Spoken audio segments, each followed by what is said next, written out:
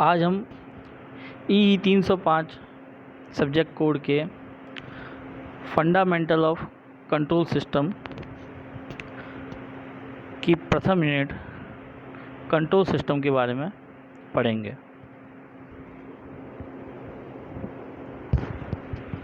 Control system, सबसे पहले हम ये जानते हैं कि कंट्रोल सिस्टम क्या होता है। कंट्रोल सिस्टम एक ऐसा सिस्टम होता है which provide the desired response by controlling the output। जो आउटपुट है उसको कंट्रोल करते हुए हम डिज़ायर रेस्पॉन्स कैसे प्राप्त करें, ऐसे सिस्टम को कंट्रोल सिस्टम कहते हैं। इस कंट्रोल सिस्टम को नीचे दिए गए ब्लॉक डायग्राम के माध्यम से बताया गया है। इसमें एक इनपुट है और एक आउटपुट है। इसको इनपुट को एक कंट्रोल सिस्टम के अंदर डालने पर डिज़ायर आउटपुट प्राप्त होता है या कंट्रोल्ड आउटपुट प्राप्त होता है, जो कि इनपुट द्वारा किया जाता है।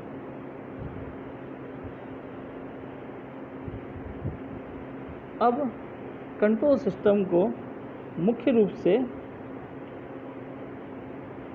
अगर हम विभाजित करें या क्लासिफाइड करें तो यह दो प्रकार के होते हैं, ओपन लूप कंट्रोल सिस्टम और क्लोज लूप कंट्रोल सिस्टम।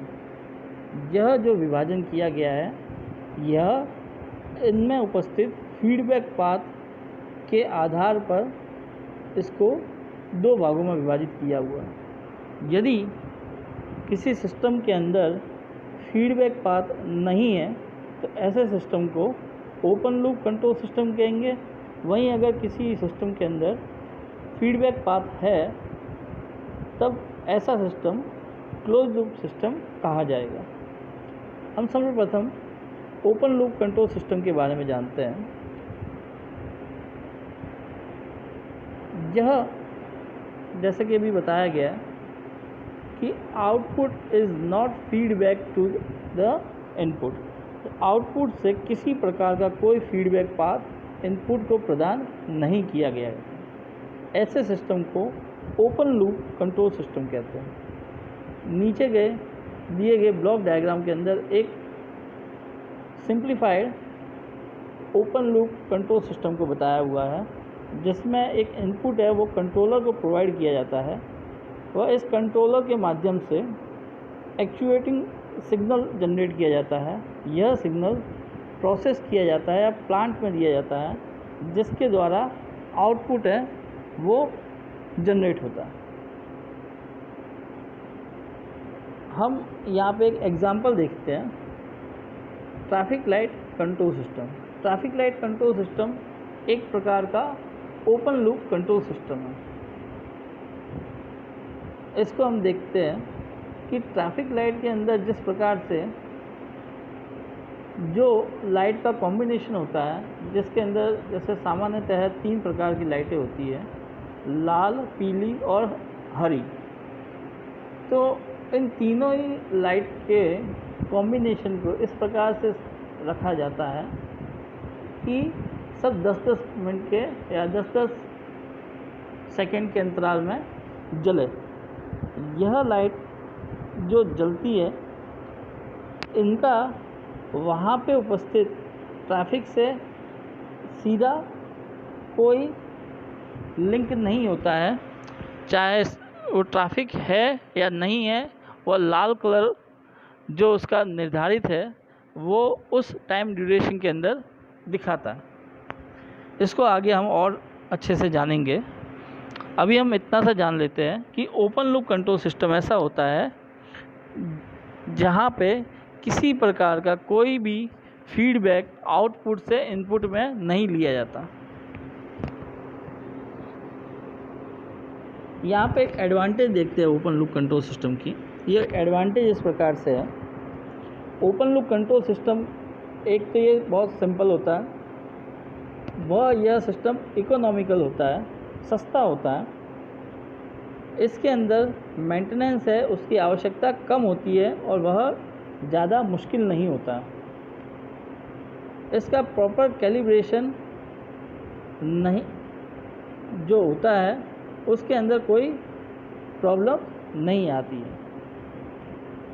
इसके डिसएडवांटेज को देखें तो ओपन लूप जो सिस्टम होता है वो इनएक्यूरेट होता है। जैसे कि घर के अंदर जो फ़ैन लगा हुआ होता है, सीलिंग फ़ैन या टेबल फ़ैन देख लो, अब उस फ़ैन से जो हवा है वो कितनी ज़्यादा ठंडी डाली जा रही है। आगे वाला जो सब्जेक्ट जो बैठा हुआ है, जैसे कोई उसको कितनी ठंडक दी जा रही है, ये उस फ़ैन के ऊपर वो फ़ैन डिसाइड नहीं करता। वो फ़ैन मात्र उसके अंदर जो वोल्टेज रेगुलेटर द्वारा जो सेटिंग की जाती है वह उस सेटिंग के आधार पर ही हवा है वो फेंकता है। इसका डिसएडवांटेज सेकंड नंबर देखिए तो ये रिलायबल नहीं होते हैं, ये स्लो होते हैं और ऑप्टिमाइजेशन है वो प्रॉब्लम नहीं होती है। अब बात करें क्लोज लूप कंट्रोल सिस्टम की। क्लोज लूप कंट्रोल सिस्टम एक ऐसा कंट्रोल सिस्टम होता है जिसके अंदर फीडबैक पाथ उपस्थित होता है। तो उसका जो कंट्रोल एक्शन होता है वो उसके डिज़ायर आउटपुट के ऊपर डिपेंड करता है। यहाँ पे पहला दिखाया हुआ है कि उसके अंदर फीडबैक पाथ है वो होता है। तो यहाँ पे एक ब्लॉक डायग्राम दे रखा है जिसको हम देखते हैं। यहाँ पे आउटपुट से एक फीडबैक एलिमेंट से होते हुए इनपुट के अंदर एक फीडबैक पाथ जा रहा है। क्योंकि इसके अंदर एक फीडबैक पाथ उपस्थित है इसलिए हम इसे क्लोज लूप कंट्रोल सिस्टम कहेंगे। यहाँ पे इनपुट और उस फीडबैक पाथ के इनपुट को एरर डिटेक्टर के अंदर डाला जाता है। यह एरर डिटेक्टर जो एरर सिग्नल होता है वो जनरेट करता है। यह एरर सिग्नल कंट्रोलर को दिया जाता है, वहाँ से एक्चुएटिंग सिग्नल जनरेट होता है। वो सिग्नल प्लांट को देने के बाद में वहाँ से आउटपुट सिग्नल है वो जनरेट किया जाता है। अब क्लोज लूप सिस्टम के एडवांटेज देखते हैं। ये ज़्यादा रिलायबल होते हैं। क्लोज लूप सिस्टम होता है वो ज़्यादा फास्टर होता है और इसमें नंबर ऑफ़ वेरिएबल है वो साइमल्टेनियसली हैंडल कर सकते हैं। एक साथ बहुत सारे जो वेरिएबल है उनको एक साथ है वो हैंडल किया जा सकता है। ऑप्टिमाइजेशन इसके अंदर पॉसिबल है। अब डिसएडवांटेज देखते हैं। क्लोज लूप सिस्टम के अंदर इसकी पहली डिसएडवांटेज ये है कि ये एक्सपेंसिव होता है, ये महंगा होता है। इसकी मेंटेनेंस होती है वो डिफ़िकल्ट होती है और ये कॉम्प्लिकेटेड इंस्टॉलेशन होता है। अब यहाँ पे इन दोनों के बीच में डिफरेंस को जानते हैं। ओपन लूप सिस्टम होता है वो रिलायबल नहीं है, वहीं क्लोज लूप सिस्टम वो रिलायबल होता है। ओपन लूप सिस्टम है वो आसानी से निर्मित किया जा सकता है, वहीं क्लोज लूप सिस्टम बनाने के लिए थोड़ी डिफ़िकल्टीज आती है। अगर इसका कैलिब्रेशन है वो अच्छा है तो ये एक्यूरेटली परफॉर्म करता है, लेकिन फिर क्लोज लूप कंट्रोल सिस्टम के अंदर कैलिब्रेशन है वो अपने आप हो जाता है, इसलिए ये क्योंकि इसमें फीडबैक पाथ उपस्थित होता है इसलिए ये एक्यूरेट होते हैं। जो ओपन लूप सिस्टम है वो ज़्यादा स्टेबल होते हैं बनिस्बत के क्लोज लूप सिस्टम के, और इसके अंदर ओपन लूप सिस्टम के अंदर ऑप्टिमाइजेशन पॉसिबल नहीं है, वहीं क्लोज लूप सिस्टम के अंदर ऑप्टिमाइजेशन पॉसिबल है। तो ये आज हमने दो टॉपिक है इसके उसके बारे में जाना।